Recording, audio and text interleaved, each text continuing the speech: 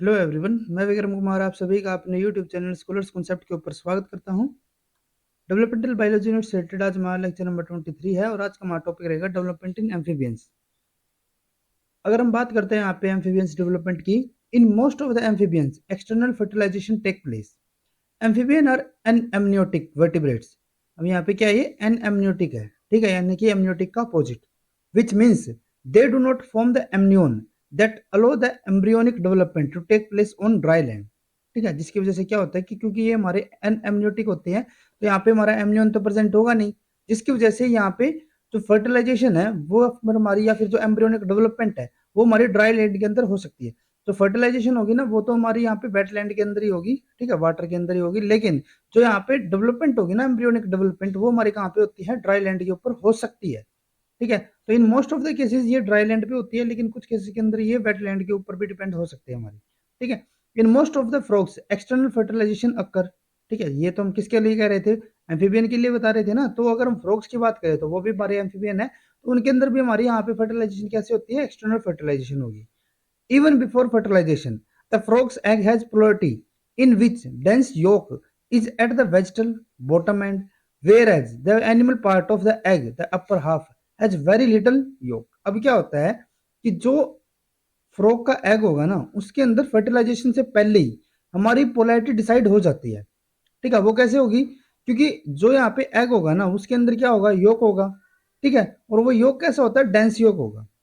अब अगर हम बात कर रहे हैं यहाँ पे फ्रॉग एग की, तो उसके अंदर क्या होता है कि जो ये योक होगा ना वो हमारा कहाँ पे मिलता है, वेजिटल या फिर बॉटम एंड के ऊपर।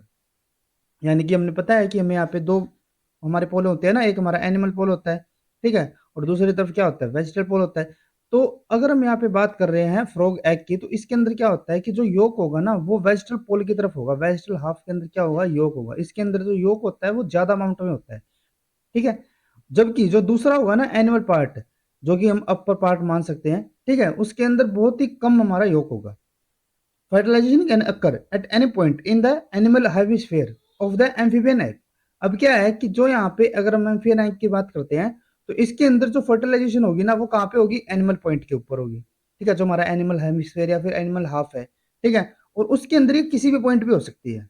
ठीक है, यहाँ पे भी हो सकती है, यहाँ पे किसी भी पॉइंट पे एनिमल हाफ के अंदर वहां पे फर्टिलाइजेशन यानी कि जो स्पर्म है वो एनिमल हाफ के थ्रू क्या होगा, एंट्री करेगा।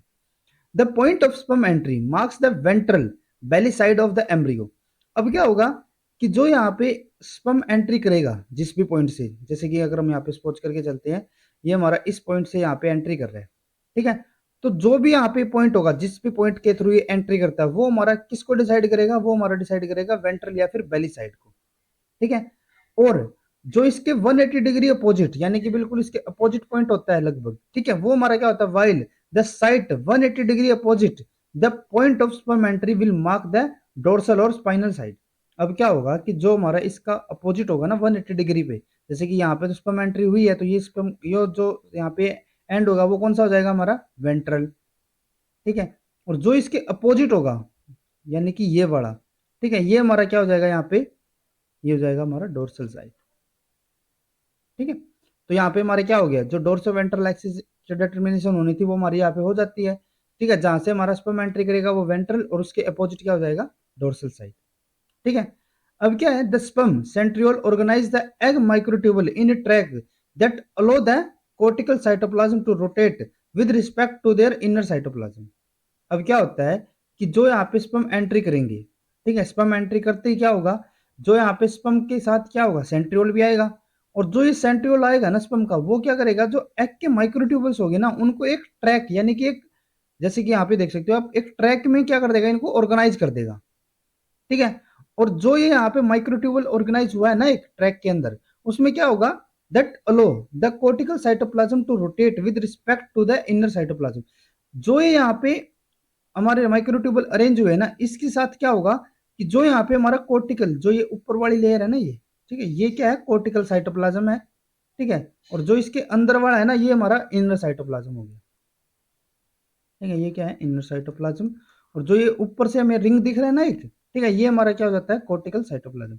अब क्या होता है कि जो यहाँ पे स्पर्म के साथ सेंट्रियोल ने एंट्री की, स्पर्म के साथ जो एंट्री सेंट्रियोल आए हैं वो क्या करेंगे, जो एग के माइक्रोट्यूबल हो गए उनको एक ट्रैक के अंदर ऑर्गेनाइज करेंगे, ऑर्गेनाइज करने से क्या होगा कि जो यहाँ पे कोर्टिकल साइटोप्लाज्म होगा ना, जो ऊपर वाली लेयर है, वो क्या करेगी, वो हमारी रोटेट करेगी with respect to the inner cytoplasm.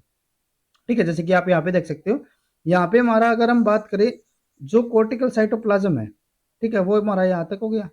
ठीक है, लेकिन जब यहाँ पे स्पर्म एंट्री कर लेता है ना, तब क्या होगा कि ये हमारा थोड़ा सा रोटेट हो जाएगा with respect to inner cytoplasm.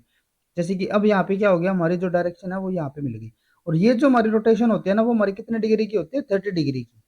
ठीक है, और ये कब होगी, जब स्पर्म इसके अंदर एंट्री कर लेगा। In the zygote cortical cytoplasm rotate about 30 degree with respect to the internal cytoplasm.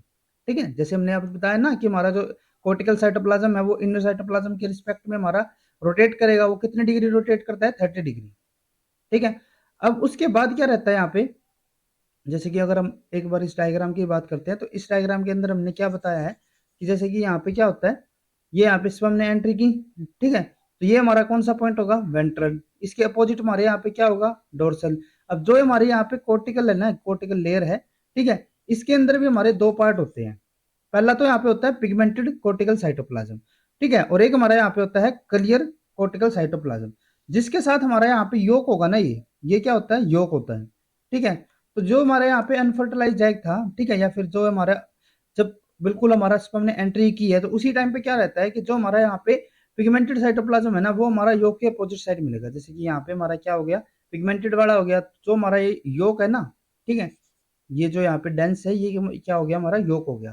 ठीक है, तो योक क्या होगा यहाँ पे, ये हमारे होते हैं यहाँ पे क्लियर कोर्टिकल साइटोप्लाज्म। ठीक है, उसके अलावा एक और चीज हमारी यहाँ पे क्या होती है, माइक्रोट्यूबल्स हो गई है। ठीक है, ये हमारा क्या हो गया, इनर साइटोप्लाज्म हो गया। ठीक है, और ये क्या है यहाँ पे, ये है हमारे स्पर्म के सेंट्रियोल, और यही क्या कर रहे हैं, जो एग के यहाँ पे माइक्रोट्यूबल्स हो गए उनको अरेंज कर रहे हैं।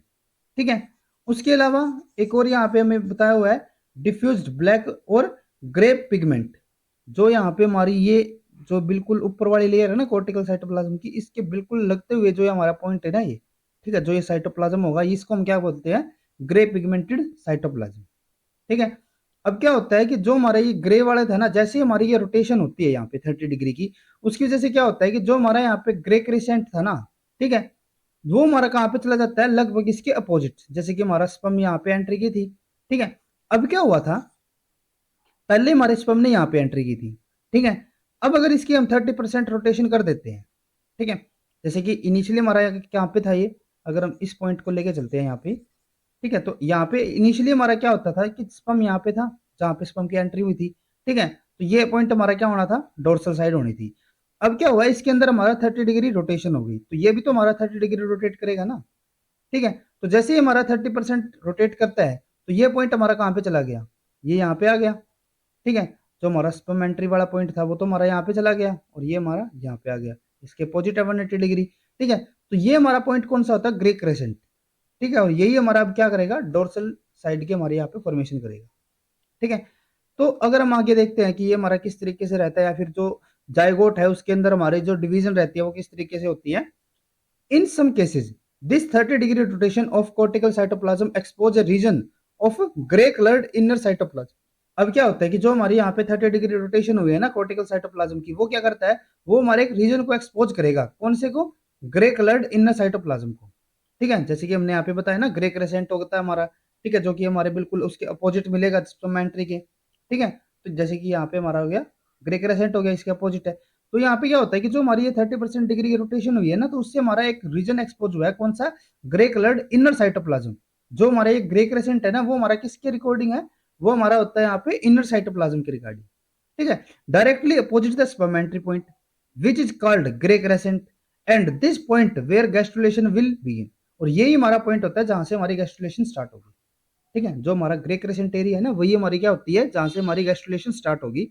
और ये हमारा कहाँ पे मिलेगा, जहां से हमारा स्पर्म एंट्री हुआ है उसके 30 डिग्री रोटेशन हो गई, और रोटेशन होने के बाद जो उसका बिल्कुल अपोजिट एंड होगा। ठीक है, इनिशियली जो हमारा अपोजिट एंड है मैं उसकी बात नहीं कर रहा। ठीक है, क्योंकि आपको ये यहाँ पे ध्यान में रखना है, जो हमारा इनिशियली था ना वो हमारा ये पॉइंट था, लेकिन जब यहाँ पे रोटेशन हो गई थी ना, रोटेशन के बाद हमारा यहाँ पे क्या हुआ, ये वाला जो पॉइंट है ना हमारा, ये हमारा कौन सा होता है, ग्रे क्रेसेंट। ठीक है, और ये हमारा कौन सा होता है, इनर साइटोप्लाज्म के अकॉर्डिंग होता है। ठीक है, अब उसके बाद क्या रहता है, this opposite point from where gastrulation begin define the dorsal side of embryo. ठीक है, जो हमारी वो गैस्ट्रुलेशन होगी ना, तो वही पॉइंट हमारा कौन सा आ जाएगा, डोर्सल साइड होगी। ठीक है। अब क्या होता है, इन मोस्ट फ्रॉग और salamander embryo show radially symmetrical and holoblastic cleavage. अब जो मोस्ट हमारे यहाँ पे फ्रॉग्स होंगे या फिर सेलेमेंडर या फिर अगर हम एम्फीबियन की बात कर रहे हैं तो उनके अंदर हमारी जो यहाँ पे क्लीवेज होती है वो कौन सी होती है, radially symmetrical and holoblastic cleavage. ठीक है, यानी कि रेडियल सिमेट्रिकल होलोब्लास्टिक क्लीवेज या फिर रेडियल होलोब्लास्टिक क्लीवेज हम इसको बोल सकते हैं। ठीक है। इफ एम्फीबियन और frogs yolks is concentrated in the vegetal hemisphere which cause an obstruction to cleavage। अभी जैसे हमने पीछे बताया था कि जो यहाँ पे हमारे एम्फीबियन या फिर अगर हम फ्रॉग की बात कर रहे हैं तो फ्रॉग के अंदर क्या होगा कि जो योक होगा ना वो हमारा कहाँ पे कंसंट्रेटेड या फिर कहाँ पे मिलेगा हमें, जो हमारा वेजिटल हेमिस्फेयर होगा। ठीक है। और जहाँ पे भी हमारा योक मिलता है ना, जैसे हमने आपको पहले ही बताया हुआ है कि जो हमारा योक होता है ना वहां पे हमारी डिवीजन कम होगी। ठीक है। तो यहाँ पे जो इनिशियल डेवलपमेंट होगी या फिर जो इनिशियल डिवीजन होगी ना यहाँ पे, ठीक है, जाइगोट की, वो हमारी डोर्सल साइड में ना होगी, यानी कि जो हमारी वेजिटल साइड है, सॉरी, जो हमारी वेजिटल हेमिस्फीयर है ना उसके अंदर नहीं होगी। ठीक है, यानी कि आप यहाँ पे भी देख सकते हो, यहाँ पे जो हमारी फर्स्ट डिवीजन हो रही है वो हमारी एनिमल हेमिस्फीयर के अंदर हो रही है, सेकंड वाली भी हमारी यहाँ तक ही हो रही है, थर्ड वाली भी जो होगी ना वो हमारी इस साइड से होगी। तो यहाँ पे भी क्या होगा, हमारी इनिशियली जो यहाँ पे हमारी एनिमल पोल था ना वहीं तक हमारी डिवीजन हो रही थी, लेकिन वो बाद में हमारी कहाँ तक जा रही है, जो यहाँ पे हमारा वेजिटल पोल होगा। ठीक है। और अगर हम यहाँ पे थर्ड की अगर हम बात करें, जो हमारे यहाँ पे थर्ड डिवीजन भी होगी, तो थर्ड डिवीजन किस में हो रही है, जो हमारा एनिमल हेमिस्फीयर है, वेजिटल के अंदर ये नहीं हो रही। तो इसी वजह से जो हमारे यहाँ पे ब्लास्टोमियर भी बनेंगे ना, ये हमारे क्या हो गई, ब्लास्टोमियर ही होगी ना, 8 ब्लास्टोमियर है। तो 1 2 3 और एक इसके अपोजिट 4, तो 4 तो हमारे क्या हो गए, स्मॉल साइज की होगी, क्योंकि ये तो हमारे स्मॉल हो गए ना, और ये जो हमारे है वो हमारे लार्ज वाले हो गए। ठीक है। तो यानी कि 4 तो हमारे क्या हो गए, लार्ज साइज, स्मॉल साइज के हो गए, और 4 ही हमारे क्या हो गए यहाँ पे लार्ज साइज के। ठीक है। तो अब क्या होता है, जैसे कि हमने यहाँ पे बताया कि जो हमारे योग होते हैं ना वो क्या करते हैं, जो वेजिटल हेमिस्फीयर है उसके अंदर हमारी क्लीवेज को ऑब्स्ट्रक्ट या फिर उसको इनहिबिट करते हैं। ठीक है। Therefore the first division begin at the animal pole and slowly extended down into the vegetal region. जो हमारी फर्स्ट यहाँ पे डिवीजन है ना वो हमारी इनिशियली कहाँ पे होती है, एनिमल पोल के अंदर, लेकिन वो हमारी एक्सटेंड होते होते कहाँ तक चली जाती है, वेजिटल पोल के अंदर। ठीक है। Those species that possess a gray crescent, salamander and frog of the genus Rena, the first cleavage usually bisect the gray crescent। अब ये जो हमारा यहाँ पे रीजन बताया हुआ है ना, ये जो हमारा यहाँ पे रीजन बताया हुआ है ये हमारा किसका होता है, ग्रे क्रेसेंट का। ठीक है। क्योंकि हमने बताया था ना वो हमारा किसका होता है, इनर साइटोप्लाज्म का होगा। तो ये जो हमारा रीजन यहाँ पे बताया हुआ है ना ये हमारा किसका बताया हुआ है इन्होंने, ग्रे क्रेसेंट का। अब क्या होता है कि जो हमारी यहाँ पे फर्स्ट डिवीजन हुई है, फर्स्ट डिवीजन से क्या हुआ, जो हमारा यहाँ पे ग्रे क्रेसेंट है ना वो भी हमारा बाइसेक्ट हो गया, दो डिवीजन में हमारा यहाँ पे कट हो गया वो। ठीक है। तो एक हमारे यहाँ पे ये वाला ब्लास्टोमियर है और एक हमारा ये ब्लास्टोमियर हो गया। ठीक है। अब उसके बाद क्या होता है, जो हमारे यहाँ पे आगे की डिवीजन होगी, due to presence of yolk at the vegetal and the second and third division occur at the animal pole. जैसे हमने पीछे बताया ना कि जो हमारे वेजिटल पोल है वहां पे हमारा योग मिलता है, तो इसीलिए हमारी जो सेकंड और थर्ड डिवीजन भी होगी ना वो हमारी कहाँ पे मिलेगी, हमें एनिमल पोल के अंदर होगी। और वो हमारी एक्सटेंडेड होते हुए, अगर हम सेकंड की बात करें तो सेकंड तो हमारी एक्सटेंडेड होते हुए कहाँ तक, जो हमारा वेजिटल पोल है वहां तक पहुंच जाएगी। ठीक है। जैसे कि ये हमारी यहाँ तक तो हुई थी, लेकिन ये हमारी पहुंचते पहुंचते लास्ट में यहाँ तक पहुंच जाएगी, जैसे कि यहाँ पे देख सकते हो ये हमारी लास्ट तक पहुंच गई। लेकिन अगर मैं यहाँ पे थर्ड डिवीजन की बात करूँ तो वो तो हमारी प्रॉपर कहाँ पे हो रही है, एनिमल पोल के ही अंदर हो रही है। ठीक है। ये तो हमारी मेरिडोनियल होगी ना, तो यहाँ पे तो हमारी क्या होगी, ये सिर्फ इस हाफ में होगी। तो यहाँ पे हमारे क्या हो जाएंगे, 4 तो हमारे स्मॉल वाले होंगे और 4 ही हमारे लार्ज वाले होते हैं। Third division produce a total of 8 blastomere cell which include 4 small animal blastomere जिसको हम क्या कहेंगे, माइक्रोमियर। ठीक है। And 4 large blastomere macromere in the vegetal region. अब क्या होगा कि जो हमारी थर्ड डिवीजन थी, जैसे हमने पीछे बताया कि जो हमारे यहाँ पे 8 ब्लास्टोमियर होंगे उनमें से 4 हमारे स्मॉल होंगे और 4 ही हमारे लार्ज होंगे। जो हमारे स्मॉल वाले होते हैं वो हमारे एनिमल ब्लास्टोमियर भी बोलते हैं, और उनको हम क्या बोल लेंगे, माइक्रोमियर, क्योंकि वो हमारे स्मॉल साइज में होंगे। और जो हमारे वेजिटल पोल पे होंगे, ठीक है, या फिर वेजिटल रीजन के अंदर होंगे, वे हमारे कैसे होते हैं, लार्ज साइज के होंगे, और उसको हम क्या बोलते हैं, macromere. This blastomere are continue to divide and produce a patch of cell. जो हमारे ये ब्लास्टोमियर बने हैं ना, ठीक है, यहाँ पे दीज आएगा, ये दीज ब्लास्टोमियर्स। ठीक है। जो हमारे ये ब्लास्टोमियर्स आए हैं ना ये हमारे क्या करेंगे, कंटिन्यू आगे डिवाइड करते रहेंगे। ठीक है। लेकिन जो हमारी यहाँ पे डिवीजन होती है ना, ठीक है, अभी जैसे हमने यहाँ पे बताया था आपको पहले भी कि जो हमारे यहाँ पे वेजिटल पोल है ना वहां पे हमारी डिवीजन कम होती है थोड़ी। ठीक है। तो यहाँ पे हमारी जो डिवीजन होगी ना वो कंटिन्यू, वैसे तो हमारी सेम रेट से चलती रहेगी, लेकिन यहाँ पे जो हमारी वेजिटल पोल के अंदर होती है ना वो हमारी थोड़ी सी डिले होती है एज कम्पेयर टू एनिमल पोल। ठीक है। क्योंकि हमारे यहाँ पे योग प्रेजेंट होता है। ठीक है। अब क्या है, एक और पॉइंट आपको यहाँ पे याद में रखना है कि जो हमारे यहाँ पे जीनोपस होते हैं, ठीक है, जीनोपस जो हमारे यहाँ पे ऑर्गेनिज्म होंगे ना उसके अंदर क्या होता है, अगर हम बात करें यहाँ पे जीनोपस के अंदर, तो उसके अंदर हमें यहाँ पे जो हमारा ग्रे क्रेसेंट वाला एरिया था ना, ठीक है, जो हमारा बिल्कुल अपोजिट वाला था यहाँ पे, वो हमें देखने को यहाँ पे नहीं मिलता। ठीक है, जो हमारा यहाँ पे बिल्कुल अपोजिट वाला था ना, वो हमें यहाँ पे देखने को नहीं मिलता। लेकिन फिर भी अगर हम यहाँ पे बात करें कि जो हमारा डोर्सल पॉइंट बनना है ना यहाँ पे, या फिर जो हमारी गैस्ट्रुलेशन स्टार्ट होनी है, ठीक है, वो हमारी कहाँ से होती है, जो हमारा यहाँ पे पॉइंट होगा ना स्पर्म एंट्री का, बिल्कुल उसके अपोजिट वाले एंड से। ठीक है, जैसे कि हमने यहाँ पे ग्रेसेंट यहाँ पे तो बना दिया, लेकिन उसके अंदर हमारा ग्रेसेंट एरिया नहीं होता, तो लेकिन फिर भी वहां पे हमारी जो यहाँ पे गैस्ट्रुलेशन होगी ना, वो कहाँ पे मिलेगी हमें, जो हमारा बिल्कुल अपोजिट वाला पॉइंट होगा। ठीक है, या फिर इसके आसपास के सेल से। ठीक है, तो उसके बाद अगर हम यहाँ पे बात कर रहे हैं कि जो हमारे यहाँ पे थर्ड डिवीजन हो जाती है, उसके बाद हमारे पे कंटिन्यू डिवाइड होते रहते हैं। ठीक है, अब क्या होता है, an amphibian embryo containing 16 to 64 cells is commonly called morula। अब यहाँ पे ना एक मोरुला स्टेज आई है। ठीक है, ये पॉइंट आपको याद में रखना है। ठीक है, अब क्या होता है कि जो यहाँ पे हमारी मोरुला स्टेज होती है ना, वो कौन सी होती है, 16 to 64 सेल्स। ठीक है, यानी कि जो हमारी इनिशियल डेवलपमेंट यहाँ पे हो रही है ना, तो वो हमारी कौन सी होती है, मोरुला स्टेज होगी पहले। ठीक है, उसके बाद क्या होगा, the blastocoel appear at the 128 cell stage. अब जो हमारी यहाँ पे 128 सेल स्टेज होती है, उसके अंदर हमारा यहाँ पे ब्लास्टोसील अपीयर होता है, और वो हमारी कौन सी स्टेज होती है, ब्लास्टुला। ठीक है, उस टाइम पे हम एम्ब्रियो को क्या बोलते हैं, blastula. epicadherin is one of the important cell adhesion molecule that keep the cleaving blastomere together। अब यहाँ पे हमारा एक important हमारा adhesion molecule आता है epicadherin। ठीक है, ये हमारा इंपॉर्टेंट क्यों होता है, क्योंकि जो हमारे यहाँ पे सेल डिवाइड हो रहे हैं ना, उन सभी को एक दूसरे के साथ मिला के, एक दूसरे के साथ चिपका के कौन रखता है, हमारा epicadherin। ठीक है, that keep the cleaving blastomere together. Usually animal hemisphere cell will give rise to the ectoderm, while the vegetal cell that give rise to the endoderm and cell beneath the blastocele cavity will form mesoderm। अब क्या होता है कि जो हमारे animal hemisphere थे ना, वे हमारे क्या फॉर्म करेंगे यहाँ पे, एक्टोड्रम। जैसे कि हमने यहाँ पे पीछे बताया था कि ये हमारा रीजन कौन सा होता है, एनिमल पोल वाला होगा, तो ये हमारा किसकी फॉर्मेशन करेगा, एक्टोड्रम की। ठीक है, जो हमारा वेजिटल पोल होगा, वो हमारा किसकी फॉर्मेशन करेगा, एंडोड्रम की। ठीक है, और जो हमारा ब्लास्टोसील कैविटी जहाँ पे होती है, ये हमारे बीच में कौन सी होती है, ब्लास्टोसील कैविटी होती है यहाँ पे। ठीक है, तो यहाँ पे ये हमारी किसकी फॉर्मेशन करेंगे, जैसे कि ये हमारी, सॉरी ये नहीं, जो हमारी ये वाली है ना, ये हमारी क्या होती है, ब्लास्टोसील कैविटी होती है, और ये हमारी किसकी फॉर्मेशन करती है, मेसोड्रम की। ठीक है, यानी कि एनिमल वाला एक्टोड्रम, जो वेजिटल है वो हमारा एंडोड्रम, और जो हमारे यहाँ पे ब्लास्टोसील कैविटी है वो हमारी किसकी करेगी, मेसोड्रम की। The cells opposite the point entry, जो हमारी स्पर्म एंट्री हुई थी ना, उसके अपोजिट वाले पॉइंट की अगर हम बात करें, will become the neural ectoderm, the notochord mesoderm and pharyngeal endoderm. अब जो हमारे यहाँ पे स्पर्म एंट्री हुई थी, उसके अपोजिट वाले अगर हम यहाँ पे पॉइंट की बात करें, यानी कि हमारे इस पोर्शन की अगर हम यहाँ पे बात कर रहे हैं, तो यहाँ पे क्या होगा, यहाँ पे हमारी होगी जो हमारा न्यूरल एक्टोड्रम हो गया। ठीक है, नोटोकॉर्ड हो गया मेसोड्रम। ठीक है, ये हमारा नोटोकॉर्ड मेसोड्रम होता है। ठीक है, और एक हमारे यहाँ पे होती है हेड या फिर फेरेंजियल एंडोड्रम की फॉर्मेशन। ठीक है, वो हम आगे देखेंगे कि हमारे यहाँ पे किस तरीके से फॉर्मेशन रहती है। ठीक है, तो ये हमारे, आप ये पॉइंट याद रख सकते हो कि हमारा कौन सा रीजन किस स्ट्रक्चर की यहाँ पे फॉर्मेशन कर रहा था। एक ये हमारा जो ईपीकैथरीन वाला पॉइंट है, ये भी हमारा इंपॉर्टेंट है, क्योंकि कई बार इसकी म्यूटेशन से हमारे केस पूछ लेंगे, जैसे कि वहां पे बोलेंगे कि हमारा ईपीकैथरीन है, उसके अंदर हमारी म्यूटेशन हो गई, या फिर उसके अंदर हमने कोई पर्टिकुलर डिलीशन कर दी, तो उसकी वजह से एम्ब्रियो के अंदर क्या इफेक्ट आएगा। तो वहां पे जो हमारे सेल्स होंगे ना, ठीक है, जो एम्ब्रियो यहाँ पे डेवलप हो रहा है, तो जो वो हमारे सेल्स होंगे वे एक दूसरे से डिसइंटीग्रेट हो जाएंगे, जिससे वजह से जो एम्ब्रियो होगा उसकी प्रॉपर डेवलपमेंट वहां पे नहीं हो पाएगी। ठीक है, अब उसके बाद अगर हम यहाँ पे बात करते हैं नेक्स्ट स्टेज की, तो नेक्स्ट स्टेज हमारी यहाँ पे आती है मिड ब्लास्टुलर ट्रांजिशन। ठीक है, जो हमारी ब्लास्टुलर स्टेज थी वो हमारी कौन सी थी, 128 सेल स्टेज। ठीक है, और अगर मैं बात करूं यहाँ पे मिड ब्लास्टुलर ट्रांजिशन की, तो इसके बारे में तो हमने पहले भी पढ़ा हुआ है। ठीक है, मिड ब्लास्टुलर ट्रांजिशन क्या होता था, जब हमारे जो मैटरनल जीन्स थे वे हमारे काम करना बंद कर देते थे। ठीक है, जो मैटरनल जीन्स होते थे वे हमारे काम करना बंद करके जो एम्ब्रियो का चार्ज होता था, ठीक है, जो उसके अंदर डिफरेंट प्रोटीन या फिर एंजाइम बनने हैं, अब वो कौन बना रहा था, जो जाइगोटिक जीन्स थे।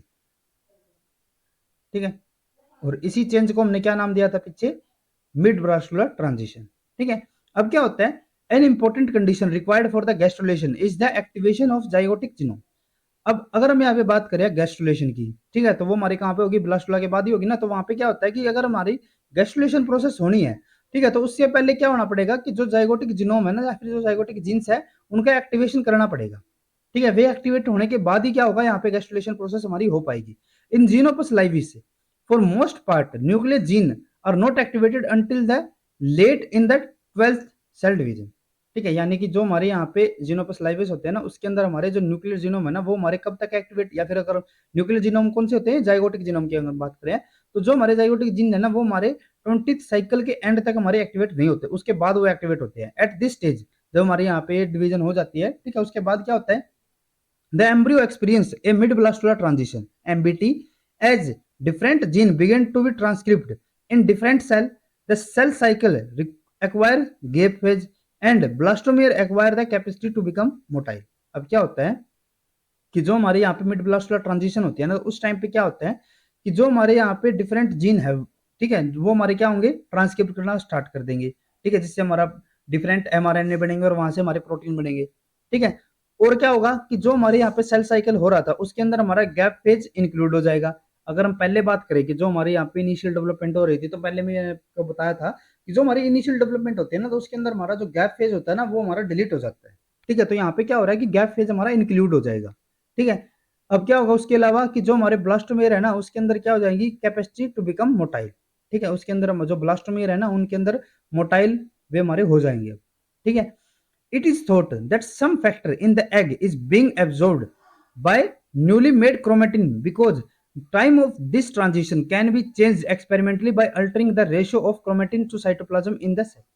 अब क्या होता है कि ऐसा माना गया है कि, ठीक है, कि जो एग होते हैं ना, एग के अंदर हमारे कुछ ऐसे फैक्टर होंगे, ठीक है, जो कि एब्जॉर्ब हो जाएंगे, ठीक है। और उनके एब्जॉर्ब होने से वो कौन करेगा उनको, जो हमारे न्यू क्रोमेटिन यहाँ पे बने हैं, ठीक है। अभी क्या हो रही है कि हमारी कंटिन्यू सेल डिवीजन हो रही है, तो उसके अंदर क्या होगा कि हमारे कुछ न्यू क्रोमेटिन बनेंगे, और उन क्रोमेटिन की जो हमारी यहाँ पे रेशो रहेगी ना, क्रोमेटिन टू साइटोप्लाज्म, उस रेशो को अकॉर्डिंग वहां पे क्या होगा कि हमारे वहां पे मिड ब्लास्टुलर ट्रांजिशन होगी। अगर हम इस रेशो को चेंज कर दें, ठीक है, जो हमारी यहाँ पे क्रोमेटिन टू साइटोप्लाज्म की जो रेशो होगी, अगर हम उसको चेंज कर देते हैं, तो जो हमारी यहाँ पे मिड ब्लास्टुलर ट्रांजिशन है ना, उसके टाइम पीरियड को हम यहाँ पे चेंज कर सकते हैं, ठीक है। तो ये पॉइंट आपको याद में रखना है, कई बार हमारा इसके ऊपर क्वेश्चन दे सकते हैं वो, कि जो हमारे यहाँ पे क्रोमेटिन टू साइटोप्लाज्म की रेशियो है, अगर हम उसको एक्सपेरिमेंटली चेंज कर देते हैं, तो जो यहाँ पे हमारी ब्लास्टुलर स्टेज होगी या फिर जो जाइगोट होगा, एम्ब्रियो होगा, उसके अंदर हमारी क्या डिफरेंसेस रहेंगे, ठीक है। तो वहां पे क्या होगा कि जो हमारी मिड ब्लास्टुलर ट्रांजिशन है ना, उसके टाइम हमारा चेंज हो जाएगा, ठीक है। Mid blastula transition is believed to be triggered by the chromatin modification. अब जो हमारी यहाँ पे मिड ब्लास्टुलर स्टेज के अंदर जो हमारी ट्रांजिशन हो रही है ना, ठीक है, वो हमारी उसको ट्रिगर कौन करता है या फिर उसको एक्टिवेट कौन करता है, जो हमारे क्रोमेटिन मॉडिफिकेशन होती है, ठीक है। जो हमारे क्रोमेटिन है ना, उसके अंदर हमारी कुछ डिफरेंट मॉडिफिकेशन होगी, जिसकी वजह से क्या होगा कि जो हमारे यहाँ पे मिड ब्लास्टुलर स्टेज होती है, उसके अंदर हमारी ट्रांजिशन होगी, जिसकी वजह से जो मैटरनल जीन है, ठीक है, वे हमारे रिप्रेस होके एक्टिवेट कौन हो जाएगा, जाइगोटिक जीन्स हो जाएंगे, ठीक है। अब वो हमारे कौन कौन से जीन्स होते हैं, सर्टेन प्रोमोटर और डीमिथाइलेटेड, कुछ हमारे ऐसे प्रमोटर होंगे जो कि हमारे क्या हो जाएंगे, डीमिथाइलेटेड हो जाएंगे, allowing transcription of this gene, ठीक है। जब तक उनकी मिथाइलेशन थी, जैसे कि अगर हम यहाँ पे जाइगोटिक जीन्स की बात कर रहे हैं, तो इसमें क्या होता है कि कुछ हमारे ऐसे जीन होंगे जिनकी मिथाइलेशन होती है इनिशियल टाइम पे, ठीक है। लेकिन जब हमारे यहाँ पे मिड ब्लास्टुलर ट्रांजिशन होती है, तो उस टाइम पे क्या होता है कि इनकी डिमिथाइलेशन हो जाती है। डिमिथाइलेशन से क्या होगा, ये मिथाइल ग्रुप यहाँ से रिमूव हो जाएगा, और इसके रिमूवल से क्या हो जाता है कि जो हमारे जाइगोटिक जीन्स होंगे वे हमारे एक्टिवेट हो जाएंगे, और उनकी एक्टिवेशन से क्या होगा, हमारे यहाँ पे मिड ब्लास्टुलर ट्रांजिशन हो जाती है, ठीक है। During the late blastula stage demethylation on the promoter of gene occur that are activated at the mid blastula transition, ठीक है। यही हमने बताया ना कि हमारे यहाँ पे डिमिथाइलेशन हो जाती है कुछ प्रमोटर की, जिसकी वजह से वो हमारे जीन एक्टिवेट हो जाते हैं, ठीक है। This demethylation is not seen on promoter that are not activated at MPT, nor it is observed in the coding region of the mid-blastula transition activated genes, ठीक है। जो हमारी ये डिमिथाइलेशन है ना, वो हमारी उन प्रमोटर के अंदर नहीं देखने को मिलती जो कि हमारे मिड ब्लास्टुलर ट्रांजिशन के अंदर एक्टिवेट नहीं होंगी, ठीक है। यानी कि जो हमारी यहाँ पे डिमिथाइलेशन हो रही है ना, सिर्फ उन्हीं की होगी जो कि हमारे मिड ब्लास्टुलर ट्रांजिशन के अंदर एक्टिवेट होंगी, ठीक है। उसके बाद जो हमारे एक्टिवेट होने हैं उनकी भी डिमिथाइलेशन नहीं हो रही, और जो उससे पहले थे हमारे यहाँ पे ऑलरेडी एक्टिवेटेड थे, उनकी भी हमारे यहाँ पे ट्रांजिशन नहीं होगी, ठीक है। यानी कि सिर्फ जो हमारी मिड ब्लास्टुलर ट्रांजिशन की अगर मैं बात करूं, तो उस टाइम पे हमारी डिमिथाइलेशन की हो रही है, जिनको एक्टिवेट होना पड़ेगा, जो हमारे एक्सप्रेस होंगे, जो एक्सप्रेस नहीं होंगे उनकी यहाँ पे डिमिथाइलेशन नहीं होती, ठीक है। उसके अलावा हमारे यहाँ पे कुछ केसेस के अंदर मिथाइलेशन भी होती है, the methylation of lysine 4 on the histone 3।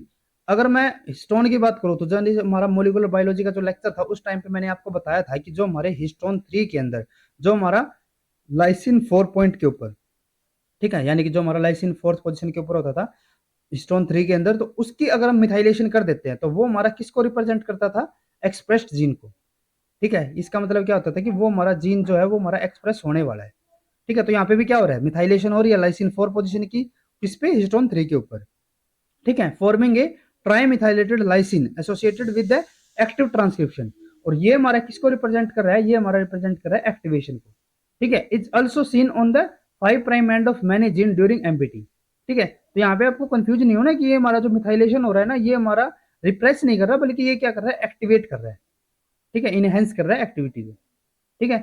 अब उसके बाद क्या होता है, the cell movement of gastrulation initiate on future dorsal side of embryo in the region of grey crescent, the region opposite of the point of sperm entry. अब जो हमारी यहाँ पे जैसे हमने पीछे बताया था कि जो हमारी गैस्ट्रुलेशन स्टार्ट होती है वो कहाँ से होती है, जो हमारी फ्यूचर डोर्सल साइड होगी, और वो हमारी कौन सी होती है, जहां से हमारा स्पर्म एंट्री किया है उसके बिल्कुल अपोजिट, ठीक है।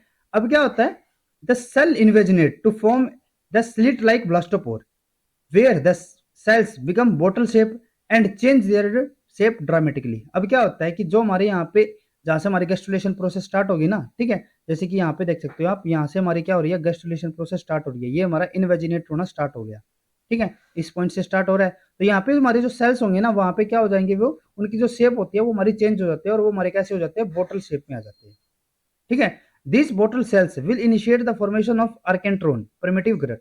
अब क्या होता है कि जो हमारी यहाँ पे ये जस्ट बोटल नेक शेप हो गई ना, ठीक है, तो इसकी वजह से क्या होती है, हमारे यहाँ पे एक कैविटी बनती है जिसको हम क्या बोलते हैं, आर्केंट्रोन, ठीक है, जिसको हम प्रिमिटिव गट भी बोलते हैं। However in frog gastrulation begin in the marginal zone.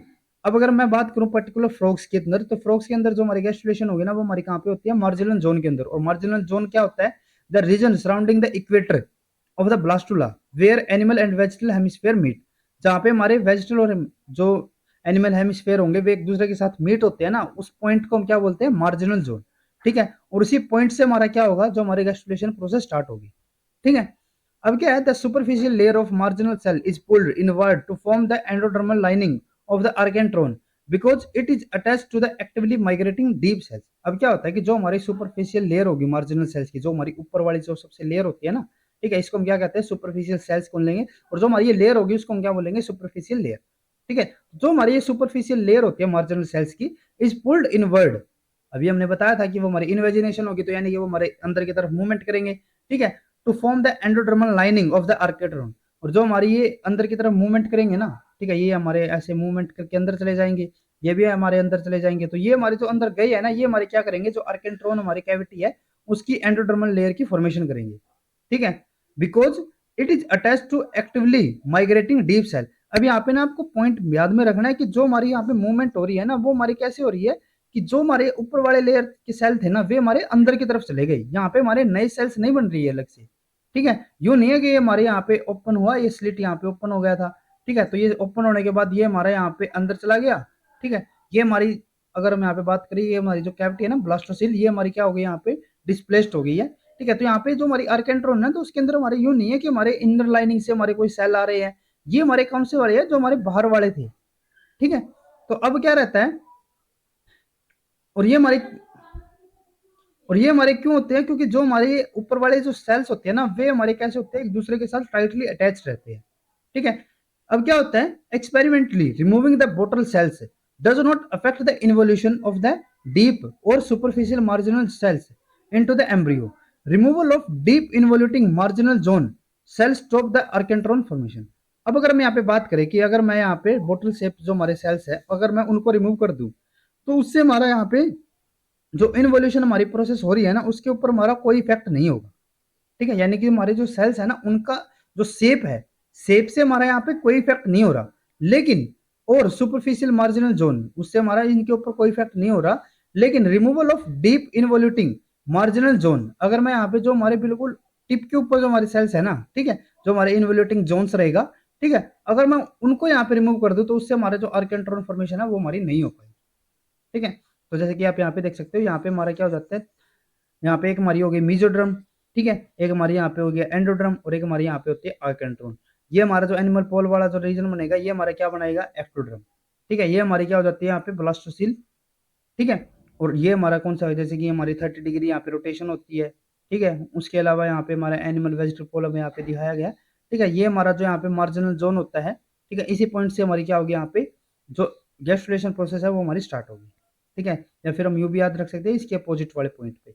ठीक है। और ये हमारी जो यहाँ पे पॉइंट है, ये हमारा गेस्ट रिलेशन को जो रिप्रेजेंट कर रहा है, ये हमारा किसकी फॉर्मेशन करेगा, डोर्सल की। और जहाँ पे हमारा स्पर्म एंट्री करता है वो हमारा कौन सा पॉइंट होता है, वेजिटल। ठीक है। तो आज के लेक्चर में बस इतना ही करेंगे हम। जो हमारा नेक्स्ट लेक्चर होगा उसके अंदर हम इसी टॉपिक को और भी ज्यादा आगे लेके चलेंगे। ठीक है। तो आज के लेक्चर में बस इतना ही। नेक्स्ट लेक्चर में हम बात करेंगे जो हमारे एम्फीबियन है उसके अंदर हमारी जो ये हमने यहाँ तक जो पढ़ा है हमारी गेस्टुलेशन प्रोसेस है, उसके बाद हमारी फर्दर आगे की डेवलपमेंट किस तरीके से रहती है। तो अगर आपको ये वीडियो हमारी यूजफुल लगी हो तो please like and share this video. और डेवलपमेंटल बायोलॉजी से रिलेटेड इसी तरीके के कॉन्सेप्ट्स करने के लिए please subscribe to our YouTube channel Scholars Concepts. Thank you.